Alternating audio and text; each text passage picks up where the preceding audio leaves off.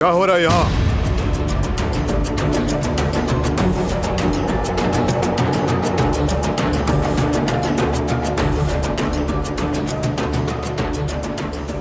बारान कुछ नहीं, बस हम काम के बारे में। जवाहिर से अकेले में बात करनी है।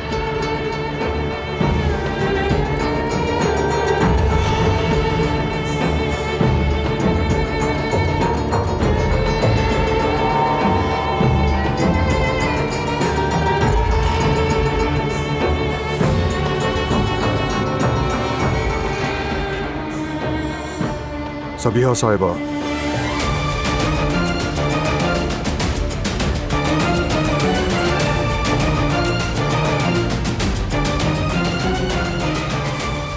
क्या करने की कोशिश कर रहे हो? मकसद क्या है?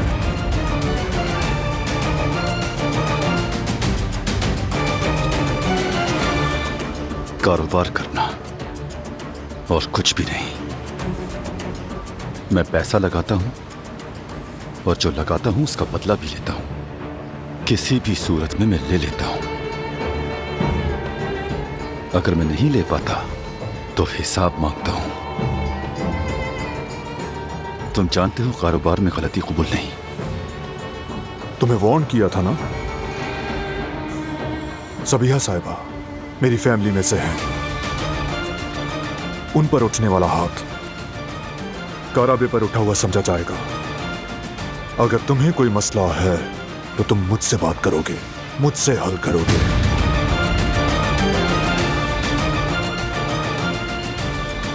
तुम्हारे बारे में मेरे जहन में बहुत से सवाल हैं।